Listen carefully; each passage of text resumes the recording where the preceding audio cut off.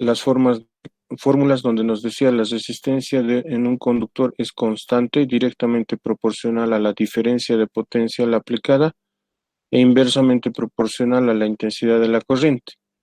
Sí, ya habíamos aclarado lo que era directamente proporcional, es decir, un cambio de valor eh, positivo, digamos, en el otro también era positivo.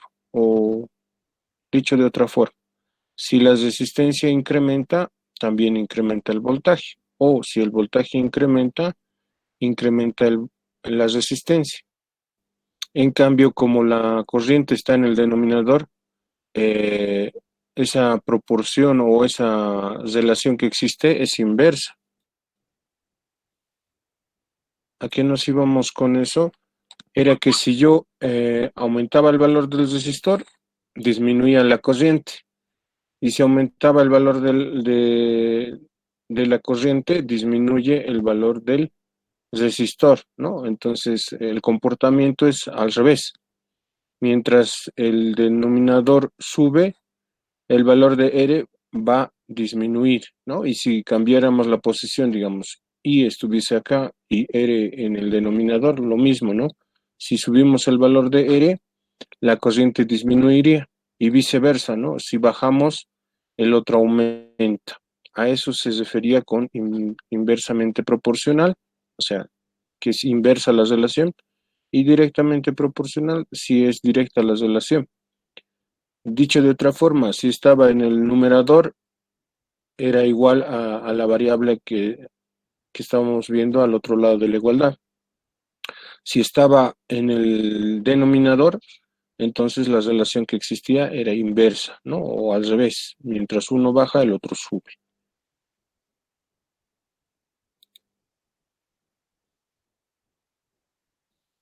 Ya. Ahora, el gráfico nos decía que la resistencia es lineal por lo general, ¿ya? Pero en la realidad, digamos, existen dos tipos de resistencia, ¿sí? Tenemos resistencias lineales y tenemos resistencias logarítmicas, ¿ya? Por lo general, las resistencias logarítmicas se ven en los potenciómetros, ¿sí? Los potenciómetros son dispositivos de resistencia variable, es decir, tal vez alguien ya conoce, eh, es un dispositivo, ah, el, el volumen, digamos, de su radio, si es que tienen todavía radios algo antiguitas, ¿no? De esas que se manejaban con perillitas y puro switch o interruptores, ¿no? En cambio, las actuales ya son digitales y entonces es a puro botones. En las antiguas había una perillita que nos servía para ajustar el volumen de la radio, ¿no? O sea, si girábamos la perilla izquierda, se disminuía, si girábamos derecha, aumentaba el volumen, ¿no? Internamente tiene un potenciómetro, debajo de esa perilla está un resistor con características variables, ¿no? Entonces, ese resistor los existen de dos formas. Hay resistores lineales y hay resistores logarítmicos. Es decir, para el lineal, obviamente la respuesta es de este tipo. Para el logarítmico va a ser una curva que va a ir poco a poco, o bueno, de golpe va a ir incrementando y luego de forma paulatina va a ser ya su incremento hasta llegar a un nivel máximo y se va a mantener recto o constante. Listo. Entonces, si es un resistor lineal, no es el caso de un logarítmico, entonces su respuesta es lineal. ¿Eso qué quiere decir? Que si aumento o disminuyo el resistor, lo único que va a variar es esta pendiente, ¿sí? Va a ser más pronunciada en caso de que um, exista menos resistencia y más elevada si es que existe más resistencia, ¿ya? Bueno, para un ejemplo, dice en un laboratorio, ¿no? Un conductor fue sometido a diferentes voltajes y se obtuvo la siguiente tabla, ¿sí? Dice 5, ¿no? en voltaje y con un instrumento medimos corriente y tenía 0,2. Se aumentó el voltaje a 10 y la corriente era de 0,4. Luego se aumentó a 15 y la corriente era 0,6, se aumentó a 20 y 0,8. Más o menos este procedimiento es el que se hace en laboratorio para poder medir corrientes y voltajes, ¿no? Se puede aumentar de 5 en 5, se puede aumentar de 2 en 2, de 1 en 1, dependiendo a los valores que tengamos en la fuente de tensión para poder obtener diferentes valores de corriente, ¿sí? Y si ustedes notan, esto es lineal, ¿no? 0,2, 0,4, 0,6, 0,8. De esta forma, digamos, el eje se construiría algo parecido, ¿no? A este lado subiríamos de 5 en 5 y aquí de 0,2 en 0,2 y al final trazaríamos una recta. Porque al subir al doble, también sube al doble la corriente, si es que se nota ahí.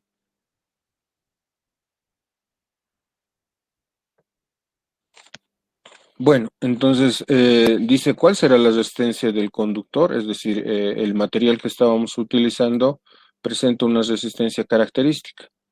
Y aquí nos está preguntando cuál será, dice, ¿no? Entonces lo que tendríamos que ver es lo siguiente, ¿no? Yo parto de esto.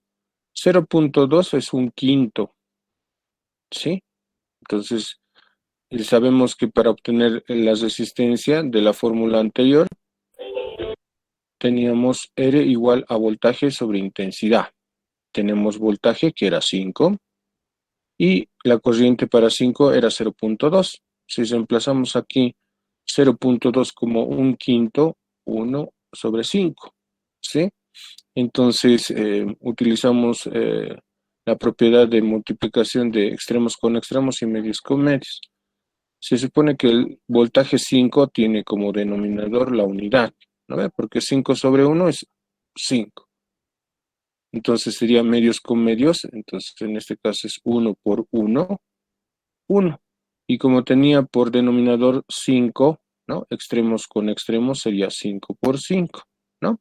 Y tendríamos 25 sobre 1, lo que daría una resistencia de 25, ¿no?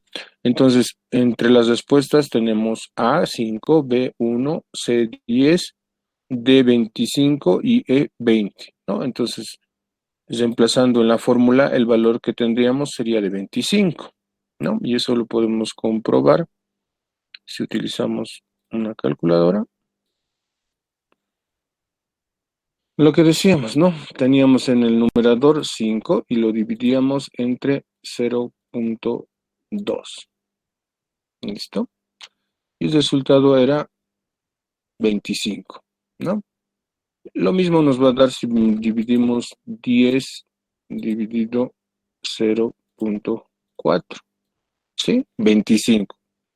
Seguimos con lo mismo, ¿no? Y lo mismo, si duplicamos 20 dividido 0,8, igual 25, ¿no? Entonces, la, eh, la resistencia que se utilizó, o bueno, la resistencia del conductor en este caso era de 25. Muy bien. Entonces, seguimos. Ahora, ya que sabemos la ley de Ohm, ¿no? Primero vamos a trabajar con corriente continua y luego vamos a hacer nuestros ejemplos en corriente alterna. ¿Por qué? Porque trabajar con corriente continua es mucho más sencillo, ¿sí? Trabajar con corriente alterna requiere de conocer un poco más el comportamiento de los circuitos, ¿no? Ya sea resistivos o con capacitores y inductores. Y una vez que ya tengamos un poco más de conocimiento en esta parte, nos vamos a lo que es la corriente alterna, ¿no? Que es la que vamos a estudiar, ¿no? Ok, entonces lo que tenemos que definir primero es, llamamos circuito a toda esta configuración, ¿no? De fuente, línea de transmisión, en este caso que es los alambres, ¿sí? Y los resistores, ¿no? Entonces, una vez que se cierra todo el sistema, ¿no? O el circuito en sí, ya existe corriente. Eso decíamos a un principio, ¿no? Podíamos tener una fuente por separado. ¿Qué quiere decir una fuente? El voltaje solito existe, ¿no? Puede estar solo ahí siempre y cuando no lo utilicemos, digamos, ¿no? A lo que yo me refiero es el enchufe o la toma de energía, perdón, la toma de energía en la pared de su casa está ahí, por ende hay voltaje, ¿sí? Pero si no le conecto nada, no va a circular corriente. Lo propio, el consumidor o la carga existe, que en este caso sería el resistor, ¿no? Y solito tampoco va a producir una corriente, ¿sí? Por separado existen los dos, tanto resistores como fuentes de voltaje, ¿no? Es decir, una batería, una pila está ahí, ¿no? Hasta que no la conecte al circuito, no va a generar un flujo de electrones, o sea, no va a generar corriente, ¿sí? Una vez que se ha cerrado el circuito, que se conectó el resistor a la batería, recién se produce el flujo de corriente. Decíamos, tenemos dos flujos de corriente, en el sentido convencional, que va de más a menos, que es el que más se utiliza, y el real, que vendría de menos a más, ¿no? A ver, la ley de Ohm, una analogía, digamos, para hacer la ley de Ohm, sería un circuito hidráulico, ¿no? Donde tenemos una bomba, tenemos una turbina y tenemos, digamos, un pozo, o perdón, sería un pozo y un tanque de reserva, ¿no? Entonces, el detalle, va a haber un flujo a través de todo este circuito. La analogía sería el generador eléctrico, ¿sí? Luego tendríamos las cañerías o los tubos, o en este caso también el mismo tanque, lo utilizaríamos como medio de transmisión o conductor, ¿sí? Y la turbina lo veríamos como carga, ¿no? Es decir, aunque esto sería, bueno, dependiendo del modelo, ¿sí? Podríamos intercambiar las dos cosas, ya que la bomba no trabaja, a ver, ¿dónde estamos? La bomba no trabaja de forma independiente, necesita energía, por lo tanto es un consumidor, ¿ya? Ok, pero algo similar, ¿no? Este va a hacer que circule el flujo o el caudal de agua, que en este caso sería la corriente, ¿no? Entonces estaría nomás parecido. El generador es el que proporciona el movimiento, o sea, de los electrones, que en este caso sería como la bomba, ¿no? Y la parte donde se aplica o se consume la energía es el foco o el resistor en este caso, o la carga, y en este caso sería una turbina de hidráulica o de paletas, digamos, que podría accionar, digamos, un molino como en la antigüedad, ¿no? Es decir, eh, esta fuerza se puede transmitir en movimiento y ese movimiento se puede aprovechar como para moler o para poder hacer otro proceso. Ya, entonces la ley, ¿no? Esta ley nos muestra la relación que existe entre la corriente y la tensión, dice. Además, la resistencia que concurren en un circuito eléctrico que es la misma relación que habría en un circuito hidráulico entre el caudal, las dimensiones de la tubería y la diferencia de alturas de presión. ¿Sí? Ok, tienes razón en esa parte, digamos la diferencia de alturas de presión, es decir, una más arriba y otra abajo, Es lo que diríamos diferencia de potencial en este caso, ¿no? Potencial mecánico y potencial eléctrico. Luego, el conductor o el tubo se comportarían de la misma forma. De acuerdo al diámetro, sabemos que el conductor va a presentar resistencia. Si es más delgado, presenta más resistencia y es similar, ¿no? Si el tubo es más delgado, presenta más resistencia al flujo del líquido o del agua. Si es más grueso, deja pasar con mayor facilidad el agua. Lo propio, si el conductor es más grueso, puede circular mayor corriente, ¿no? Bueno, el punto donde se aplique la energía o se consuma esta energía potencial es lo mismo que el punto que se consume la energía eléctrica, ¿no? Que en este caso sería el consumidor, ¿no? Entonces dice la intensidad de la corriente en un circuito es directamente proporcional a la tensión aplicada e inversamente proporcional a la resistencia. Aquí ya está despejado al revés, ¿no? Del otro que teníamos acá. En acá teníamos despejada la resistencia, ¿sí? En este tenemos despejado la corriente, ¿no? Es lo mismo, ¿no? Al final de cuentas, la relación entre estos dos es inversa. En cambio, entre corriente y voltaje es directo. Resistencia y voltaje también es directo, ¿no? De ahí que algunos textos manejan, digamos, un triángulo, ¿no? BR, IR, BI, bueno, dependiendo cuál es su técnica, podrían manejar, digamos, la situación, ¿no? Aquí está. Lo dividen, por decir, la interrogante que nosotros necesitamos es la I, por decir, ¿no?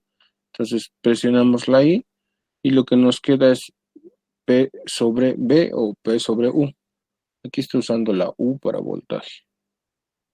Bueno, eso depende de los textos o depende de cómo han hecho el detalle, ¿no? En este caso tendríamos lo mismo, ¿no? Un triángulo.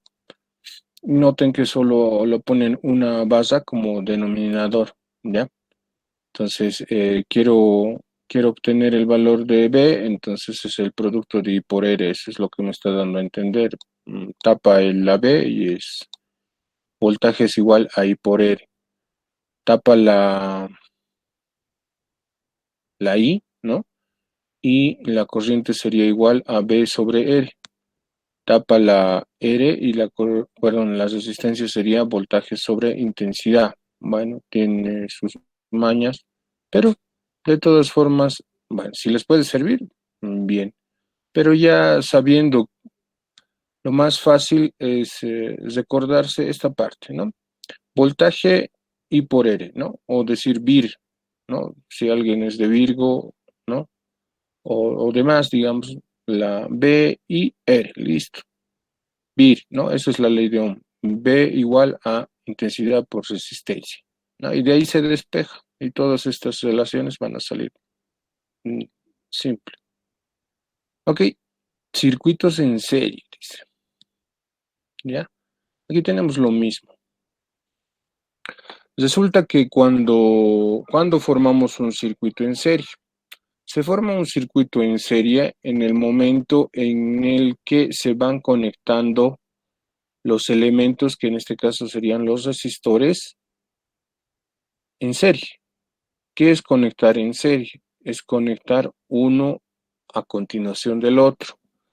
Digamos, si arbitrariamente yo a la terminal de la izquierda le llamo entrada y a la terminal de la derecha le llamo salida, suponiendo que fuera, digamos, o si estuviese identificado con algún tipo de signo, ¿no? ¿Cuál es entrada y cuál es salida, digamos, en un resistor? Entonces, lo que haría es, a la salida del resistor, conecto la entrada del resistor 2, a la salida del resistor 2, conecto la entrada del resistor 3, a la salida del resistor 3, conecto la entrada de la fuente, ¿no? Y a la salida de la fuente, conecto la entrada del resistor 1, ¿no? Entrada con salida, entrada con salida, entrada con salida, y así sucesivamente, y cierro el circuito. Eso sería conectar en serie, ¿no? Uno a continuación del otro, ¿ya? Una conexión en paralelo no es lo mismo, ¿sí? La conexión en paralelo es toditos los elementos los agarro y una de las terminales, por decir, todas las salidas las conecto a un solo conductor, todas las entradas a un solo conductor, ¿no? Entonces, de esa forma tendría el circuito en paralelo, ¿sí?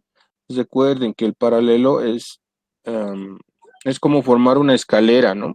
Tengo un cable a un lado y otro cable al otro lado, y todos mis elementos serían los escalones, ¿no?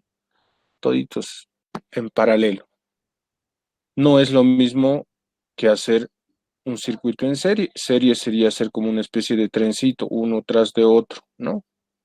Es decir, un vagón tras del otro vagón y así sucesivamente, y luego unirlos, la cola con la cabeza, digamos, ¿no? Y así ya tengo un circuito en serie. Ahora, para todo un circuito en serie así cerrado en una forma de bucle, ¿sí? Recibe el nombre, bueno, se puede decir un lazo, porque se está cerrando todo el circuito en sí en forma de serie. También recibe el nombre de malla, ¿sí? Tendría un lazo y tendría una malla, ¿sí? Cualquiera de los dos términos aplican, digamos, a un circuito en serie, ¿sí? En cambio, eh, en un circuito en paralelo van a haber varios lazos o varias mallas, es decir, se puede formar una malla acá, porque sería un circuito cerrado, y entre estos otros también se puede formar otra malla, que es otro circuito cerrado, ¿sí? O se puede formar un lazo, otro lazo externo también, que puede ser igual, ¿no? Se puede utilizar un lazo externo de todito o un lazo interno, digamos, en esta forma. Ok, entonces tienen sus diferentes técnicas para poder resolver el circuito, ya sea por lazos, por mallas o por eh, lo que viene a ser nodos. Normalmente en un circuito en paralelo se utiliza la técnica o el análisis de nodos. ¿En qué consiste un nodo? Un nodo es aquel punto donde se unen tres terminales, ¿no? De tres componentes diferentes. Tres o más puede ser, ¿no? No siempre eh, tres, o sea, pueden ser más. En este caso, por decir, este sería un nodo porque a este alambre vendría la fuente, ¿sí? Una terminal de la fuente, una terminal del resistor, otra terminal de este resistor y ahí serían dos y con esta serían tres. Uno, dos, tres, entonces ya estoy formando un nodo. Con este más serían cuatro. Dicho de otra forma, este tal vez está más sencillo. Un resistor, una terminal, otro resistor, otra terminal, y lo que sería la fuente también tendría su terminal. Entonces, una terminal, dos terminales, tres terminales. Aquí se forma un nodo o nudo, si quieren, de esa forma, ¿no? Entonces, ese punto forma un nudo. En cambio, en un circuito en serie, ¿sí? Aquí se une la salida con la entrada del siguiente, ¿sí? En el punto donde está el medidor. Pero son solo dos cables, ¿no? El cable de la salida de un resistor y la entrada o cable del segundo resistor. Por lo tanto, no hay nodo, ¿sí? Entonces, la técnica de nodos aplica a circuitos en paralelo y la técnica de mallas a circuitos en serie, ¿sí? Más adelante ya van a ver eso en circuitos con más detalle, ¿no? En cuestión de análisis, pero lo que nosotros necesitamos es reconocer dónde hay un nodo, ¿sí? Y dónde no hay, ¿no? O sea, es un punto de unión, claro, pero no es un nodo porque no hay un tercer elemento que se esté uniendo en este punto, ¿sí? Ok, ahora, para los resistores, hay una regla. Resistores en serie se suman. Este más este más este se va a sumar. lo que nos va a dar una resistencia total, ¿sí? Una resistencia total vista desde la fuente, ¿no? La fuente, como es un elemento, no sabe si están en serie, si están en paralelo, no sabe. Lo único que va a haber entre sus terminales es una resistencia total, ¿no? Y a esa resistencia total le va a entregar energía. Entonces, pero nosotros sí podemos saber si son en serie, si son tres, si son seis, si son dos, uno y demás, ¿no? Si están en paralelo también. Ok, entonces, para calcular la resistencia total del circuito, de un circuito en serie, lo que se hace es simplemente sumar las resistencias. R1 más R2 más R3, ¿no? Así de simple y sencillo. Si fueran más resistencias, pues esto se hace infinito, ¿no? O sea, es decir, se aplica a n resistencias, R1 más R2 más R3 más R4, así, ¿no? Hasta R sub n, digamos, ¿no? Muy bien. La intensidad en un circuito, bueno, le llamamos intensidad o le llamamos corriente en el circuito, ¿sí? Es igual que en el ejemplo hidráulico, ¿sí? Pero haremos lo siguiente. Vamos a decir que en un circuito hidráulico se pueden conectar tubos de diferentes diámetros, es decir, con acoples correspondientes, digamos uno de media, uno de 3/4, digamos uno de 1 pulgada, ¿no? Y todos con sus acoples respectivos se van uniendo y llegan a una bomba que está unida a un tanque y que está entregando energía al sistema, ¿sí? Entonces, la corriente que circula es el caudal que circula en el, en la tubería, ¿ya? Pero resulta que como no hay lugar por donde se ramifique el tubo, es decir, no hay una T, no hay una Y, digamos, en las tuberías, entonces no hay por donde se desvíe el agua. Por lo tanto, digamos, la cantidad de agua que salga de la bomba, a la que llamamos caudal, va a circular por el tubo más grueso, digamos, luego a un tubo más delgado y luego a otro tubo más delgado todavía, y va a volver nuevamente a la bomba.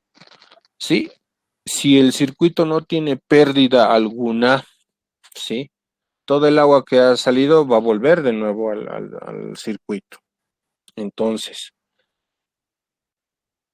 como como el flujo de líquido, en este caso de agua, es igual a la corriente, tenemos que verlo de la misma forma. Aquí la corriente va a circular a través del resistor más grande, va a pasar a través del resistor más pequeño y mucho más pequeño, y luego va a volver a la fuente, ¿ya? Entonces aquí no hay puntos de ramificación tampoco, o sea, no hay por donde se desvíe esa corriente. Por lo tanto, solo va a existir una corriente. En un circuito en serie, solo hay una corriente, no importa dónde la mida. Si lo mido acá, le mido acá, mido aquí, no importa, ¿sí? Solo es una corriente. Por lo tanto, en cualquier lugar que mida, el medidor, en este caso el amperímetro, me tiene que dar la misma lectura. Es decir, por decir si la corriente es de 1 amper, aquí me da 1 amper, si mido aquí me da 1 amper, me da 1 amper y me da 1 amper. ¿Sí? De esa forma se comporta la corriente en un circuito en serie. Pero no es lo mismo por el voltaje. Lo vamos a ver un poco más adelante. ¿Ya? Entonces, vamos a utilizar la denominación de corriente y le vamos a dar un subíndice 1, 2, 3, al igual que las resistencias, para la corriente que circula en cada uno de los resistores. En este caso va a haber una I sub 1, una I sub 2, una I sub 3 y, bueno, dependiendo del número de resistores, puede haber hasta una I sub n, ¿no? La intensidad es la misma en todos los resistores o en todos los componentes. Puede, digamos, después complicarse, digamos, el circuito y tener bobinas o condensadores, ¿no? La bobina y el condensador van a generar cambios de forma de onda, digamos, tanto en corriente como en tensión, pero al final va a ser la misma corriente la que circule, independiente de si son resistores o bobinas y demás. En un circuito en serie solo va a circular una corriente, no puede haber dos, o sea, no puede ser, digamos, que aquí a la resistencia R3 esté entrando un amperio y por acá, por la resistencia R1, esté circulando dos, ¿no? ¿Dónde se va a generar el otro amperio? O al revés, digamos, entra un amperio acá y aquí sale, perdón, entra así uno y aquí sale la mitad, digamos, 0,5. Tampoco. ¿Por dónde se fue el resto de la corriente si no hay ningún nodo? No hay ninguna ramificación, digamos, en el circuito. Entonces, solo hay una corriente. Lo que quiere decir que la corriente total va a ser igual a la corriente 1, igual a la corriente 2, igual a la corriente 3, que serían las corrientes que están pasando a través de cada uno de los resistores, ¿no? Por lo tanto, al ser todos iguales, se puede decir que solo circula una corriente, una I o una I total. Eso ya de acuerdo a cómo ustedes lo vean más conveniente, pero solo hay una corriente, ¿ya? No pasa lo mismo con la tensión o el voltaje, ¿sí? El voltaje es el producto de la resistencia por la corriente, ya habíamos dicho, B es igual a I por R, ¿no? O BIR, ¿no? B igual a I por R. Entonces, eh, si todas las resistencias son iguales, bueno, todas las tensiones van a ser iguales. Pero si las resistencias son de diferente valor, entonces van a haber diferentes tensiones. ¿A qué me refiero? Digamos, este resistor es, digamos, algo más fácil. Este es un K, este es 2K y este es 3K. Nuevamente, vuelvo a recalcar, K quiere decir 1000, ¿no ve? La primera sería de 1000, la segunda sería de 2000 y la tercera sería de 3000 ohms. Bueno, entonces las tensiones van a ser igual. Si circula un amper por el circuito, entonces sería un amper por la resistencia de un K, ¿no? O perdón, en esta sería de un K. Un amper por un K, un voltio. Un amper por, en este caso, por 2K, 2000 voltios, perdón. Como es un amper, ¿no? Serían miles. Haremos que sean miliamperios, ¿no? Entonces así se van a cancelar. Un miliamper sería la corriente. Un miliamper por un K, K con mili se van a cancelar y tendría un voltio. Un miliamper por 2000, entonces el K con el mili se van a cancelar 2 voltios. Un amper, o digo, un miliamper por 3K, miliamper con K se van a ir 3 voltios, ¿no? En aquí habría 3 veces el voltaje que hay en el primero y en este habría 2 veces el voltaje que hay en el primero, ¿sí? Entonces, como pueden ver, digamos, los voltajes son diferentes, ¿no? Si yo agarro un instrumento de voltaje, el voltaje por si acaso se mide en paralelo, ya les había dicho. Entonces tendría que poner un instrumento en paralelo con el resistor, otro instrumento en paralelo con este resistor y otro instrumento en paralelo con este resistor para poder obtener el valor de voltaje en cada uno de los resistores. Ya, perdón, un momentito.